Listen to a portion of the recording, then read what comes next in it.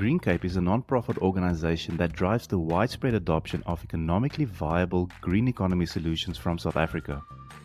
They are working on a multi-stakeholder project with the financial support of the Green Climate Fund, implemented and managed by UNIDO, focused on pipeline development to deploy clean energy technology solutions in Municipal Wastewater Treatment Works of South Africa, providing readiness activities for the Green Climate Fund. Ultimately, this project aims to support the utilization of climate finance in the Municipal Wastewater Treatment Works space, where energy efficient and renewable energy applications can assist. This Future Cities Africa episode is with Jane Reddick, Program Manager for Water and Agriculture at GreenCape.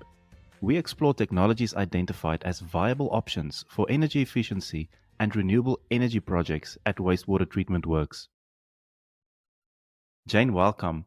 What are the most energy-intensive processes at a municipal wastewater treatment works? So wastewater treatment works, they differ in terms of the technologies used, but in general, there are various processes that are in place. Firstly, typically there's the primary treatment, and during primary treatment, that's mostly for where the incoming wastewater remove many of the solids or degrit or have sedimentation to remove some of the sludge. And this particular part of the wastewater treatment works isn't a big energy user. From the primary treatment, it moves to the secondary treatment, and this is where the bulk of the energy is used in secondary treatment.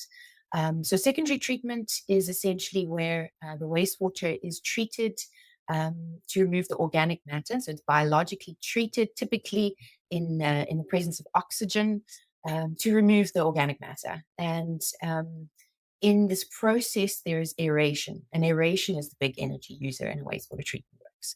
So typically, that would be anything between 13 and 80% of the total energy that's used in a wastewater treatment works. And then from secondary treatment, the wastewater is then sent to tertiary treatment, typically, where it's removed any further contaminants that have not been removed in the secondary treatment. There's also sterilization or disinfection that happens at this point to make sure that the bacteria is removed from the water and can be released into the environment if that's where the wastewater is released. And then again, the tertiary treatment isn't a big user of energy. It's the secondary processing where the bulk of the energy is used, but then also throughout the process there is pumping and there's motors, and pumps and motors are another big user of energy in wastewater treatment works, typically using about 4 to 31% of energy. And then lastly, the other big user is throughout the process, sludge is removed, solids. The sludge needs to be treated, it needs to be dewatered and stabilized, and this process requires energy.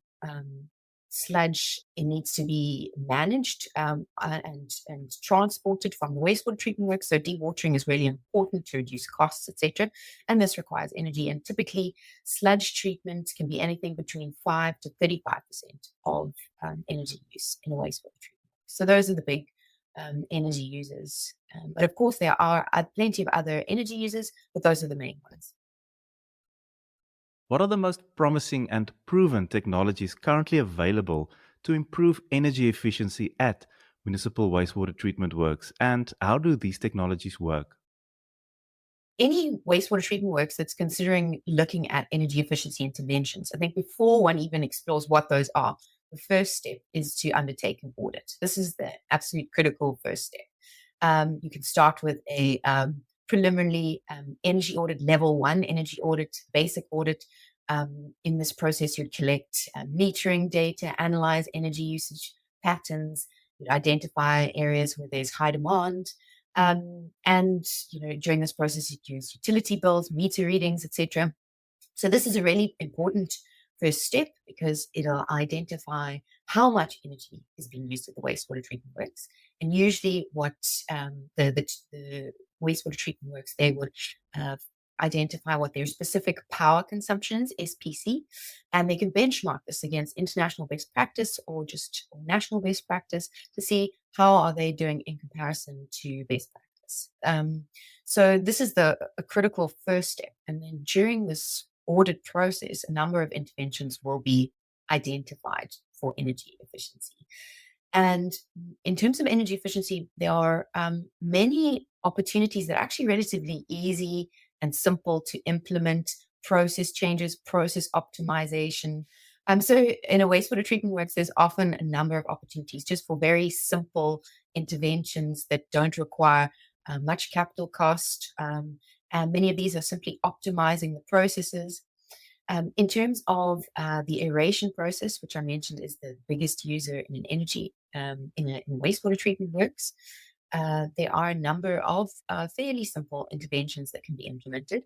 For example, you can adjust the aeration rates based on the actual real-time oxygen demand, so you're not supplying more oxygen than is needed.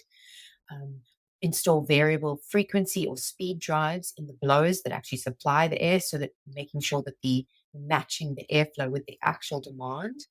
And then you could replace the diffusers with fine bubble diffusers or other energy efficient aeration technologies that will improve the oxygen transfer and reduce the energy requirements. And I mentioned that pumps and motors are a major user of energy at wastewater treatment works. Again, they're relatively simple interventions that can be implemented. For example, installing variable speed drives on motors, whether these motors are for pumps, centrifuges, or mechanical mixers, that allow to match the flow rates with the actual process demand. Also, there's an opportunity to replace inefficient motors with pumps, with energy efficient ones, or just regular maintenance even of the piping system, improve system efficiencies, or just ensuring efficient flow distribution and minimizing pressure drops, etc. These can all help save energy. And there are some really good resources for technical staff at wastewater treatment works that can help them identify how they can reduce their consumption for pumps and motors, and indeed all aspects of wastewater treatment works. I also mentioned that sludge management is a big user of energy at wastewater treatment works. And here again, there are a number of different interventions that can be implemented. For example, making sure there are gravity thickeners in place that increase the solids content, so that can help with dewatering as an energy efficiency means of dewatering. Also optimizing the sludge, the dosage and the selection of the conditioning agents that are added to the sludge to dewater it, that can enhance the dewatering, therefore less energy is required. But also practitioners could explore energy efficiency dewatering technologies like belt or screw presses and centrifuges. So there are various opportunities around sludge management. But the key is to dewater the sludge as cost effectively or as energy efficiently as possible. Can you explain how renewable energy technologies like solar panels, wind turbines, or biogas systems can be integrated in municipal wastewater treatment works? What are the key considerations for successful implementation? So there are a number of renewable energy interventions that can be implemented at wastewater treatment works. For example, solar PV. And so solar PV can be implemented. It can be either grid tied, so that's where there's no battery storage, and this system is suitable where you're not looking to provide a protection from load shedding. So because the system will only provide power while the sun is shining, essentially, and any excess energy is just sent back to the grid. But if you are looking for more extended power from solar PV and looking for protection from load shedding, then you need to include battery storage. Typically, this would be a lithium-ion battery. It does increase the cost of the system, but it does mean that that this excess solar power that's generated during the day can then be stored and used when the sun is not shining. And then if there's any excess power, that can also be sent back to the grid. And solar PV systems at wastewater treatment works can actually be, there's a number of configurations in which they can take place. For example, they can be ground mounted, where they're literally installed on the ground. Wastewater treatment works often have a lot of space. And then they could also be rooftop mounted on any of the buildings at the site. And also they could be floating systems if there are any bodies of water in, for example, settling tanks at the wastewater treatment works. They could also be installed there. So there are a number of different options for solar PV at wastewater treatment works. Another opportunity is around biogas for combined heat and power, CHP, combined heat and power. So in some of the wastewater treatment works in South Africa, I think there are about 50 of them, the wastewater treatment works use anaerobic digestion. And anaerobic digestion is essentially a biological process where the organic matter is broken down in an oxygen-free environment. And during this process, biogas is produced. It's mainly methane, but also it also contains other gases like carbon dioxide, nitrogen, ammonia. And this biogas actually has energy value. Typically, the 50 wastewater treatment works in South Africa that use anaerobic digestion, it's typically used actually just to stabilize the sludge, reduce pathogens, and then reduce the volumes of the sludge that are produced, which makes it more cost effective to handle because there's less sludge. The sludge needs to be managed and taken off site. That's typically why anaerobic digestion is used. But the biogas is generally, it's either flared or just released into the atmosphere. Of course, that contributes to greenhouse gases, and that's a missed opportunity for using that energy. So there is an opportunity for that biogas to actually have a combined heat and power system fitted to it. And this system could then convert the biogas into electricity and energy that can be used in the plant. And of course, there's a number of benefits for this because, having the combined anaerobic digestion and the combined heat and power, having that together has benefits for municipalities because you're reducing the costs incurred of disposing of large volumes of sludge because you're reducing those volumes. You're also addressing load shedding because you're generating additional electricity that can then be used on site. It's reducing the hazards posed by the sludge because the sludges are, by treating it anaerobically, you're reducing the pathogens, stabilizing it, and making it much more safe for disposal. And then, of course, you're reducing your greenhouse gas emissions if you're not flaring that biogas and you're actually using that on site. But biogas combined heat and power is most suited. The best business case for that is if in plants where they have already an existing anaerobic digester, then you can just simply add the combined heat and power system. Also, if any municipality that's wanting to consider using that technology, they should do pre-feasibility or feasibility studies to determine if it's actually feasible to implement such a system at the plant. And then in general, combined heat and power is not really, or with anaerobic digestion, is not really suited to the smaller plants.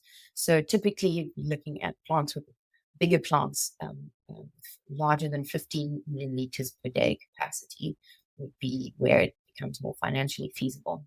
But there are also other technologies that can be renewable energy technologies that can be used.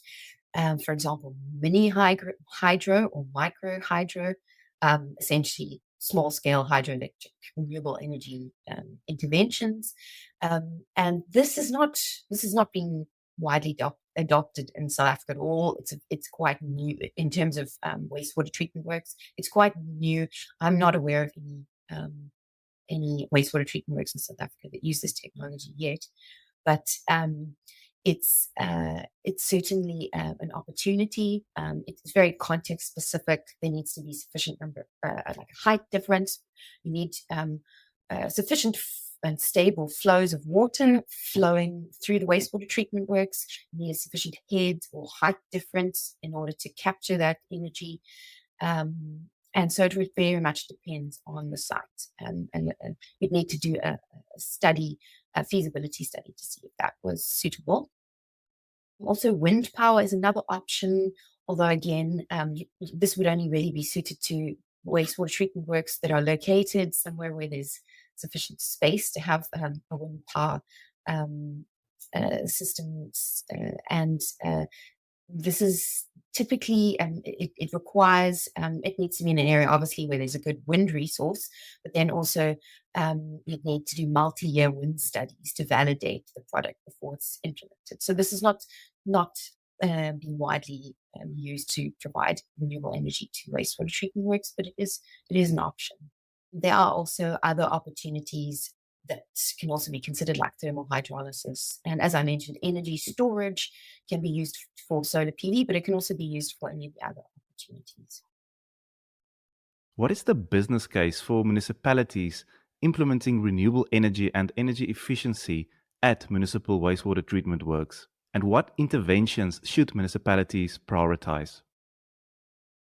So I think the key priority for any wastewater treatment works that's looking to implement energy efficiency or renewable energy interventions is to focus first on the energy efficiency. These are typically quite low cost, even no cost interventions. That's where the real sort of starting point should be. Some of these interventions can save up to from anything between 10 to 70% of the energy for what's being used in that particular process. And paybacks can be less than a year or even up to or under 3 years, and in some cases longer than that. But focusing on the sort of energy efficiency interventions definitely a first step. It will also important if you're going to consider renewable energy, that the demand is reduced, because then the capital cost and the sizing of the renewable energy is much smaller. In terms of solar PV, the payback period is typically around 4 to 8 years for a solar PV installation. If you're going to add storage, that increases to anything between 6 to 12 years, typically. Internal rate of return, anything between 12 to 25%. And just to give an indication of the capital costs of solar PV projects is anything between 10,000 and 14,000 Rand per kilowatt hour. In terms of combined heat and power with anaerobic digestion, it's much more cost effective if there's already an anaerobic digester in place. If that's the case, then only the capital cost of the combined heat and power needs to be incurred. And typically that capital cost is around 20 to 45 million Rand per megawatt. And payback periods are anything between 5 to 15 years, with internal rate of return anything between 18 to 30%. But if wastewater treatment works doesn't have an anaerobic digester in place, and they wanted to then have to install an anaerobic digester and the combined heat and power, then the capital costs increase to around 40 million Rand per megawatt, and paybacks of around 15 years. So generally, it's recommended the business case if there's already an existing or a planned anaerobic digester at the site. In terms of why municipalities should consider energy efficiency and renewable energy at wastewater treatment works, as I mentioned, there's a strong business case for many of the energy efficiency interventions, and these will reduce costs. With rising electricity costs, this is a significant opportunity for wastewater treatment works to reduce its costs, but also, of course, reduce its carbon emissions or greenhouse gas emissions. So there are many benefits for a municipality to implement this. And of course, if they're going to implement renewable energy, that can also help mitigate the impacts of load shedding. So there are a number of important reasons for municipalities to consider energy efficiency and renewable energy. Jane, in closing, where can municipalities and other interested parties get more information on renewable energy and energy efficiency opportunities? So there are a number of really, really helpful resources available to wastewater treatment works or to municipalities that are looking to implement energy efficiency and renewable energy at wastewater treatment works. For example, SALGA, in partnership with the GIZ, produced a report that was authored by the Water Group that is a practical guideline for energy efficiency audits at wastewater treatment works. Essentially, this provides, as the name suggests, very practical information on how wastewater treatment works can undertake energy audits. And as I mentioned, that's the first step towards an energy efficiency journey. So highly recommend that report. But there are other really great resources. For example, the Water Research Commission published a report that was authored by the Water Group. And this is an assessment framework for the feasibility of energy efficiency and renewable energy at municipal wastewater treatment works. And again, this very, very useful resources for any wastewater treatment works that's interested in finding out more about what they can do to reduce their energy consumption. And there are a few other reports that are useful, just to name one or two. For example, the anaerobic digestion, a practical guideline prepared by the Water Group. It's SAGEN is a really great resource. It's a partnership with the German government, GIZ, and on there are a number of resources that can provide useful information. Similarly, there is a study, Biogas Potential, a survey of South African wastewater treatment works. This was done by Sabia, if I'm not mistaken, and also in partnership with the German government.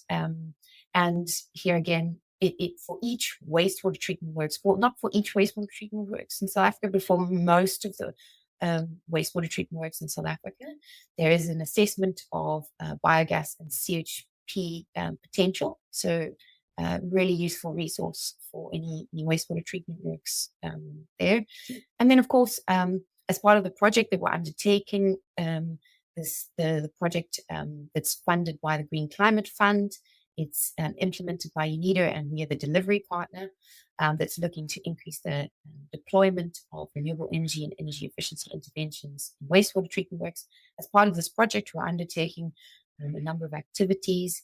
One of them is to produce fact sheets on energy efficiency and renewable energy technologies. So there are 10 fact sheets. We're in the final stages of design for these fact sheets, and they'll be shortly published or disseminated, and they'll be available on our website, www.greencape.co.za. So there you can find the fact sheets for all of the different technologies and more that I've spoken about today, and various other resources are available there too. Thank you for this insightful conversation, Jane. This episode is part of a 3-episode series. Make sure to check out the rest of the series on Future Cities Africa.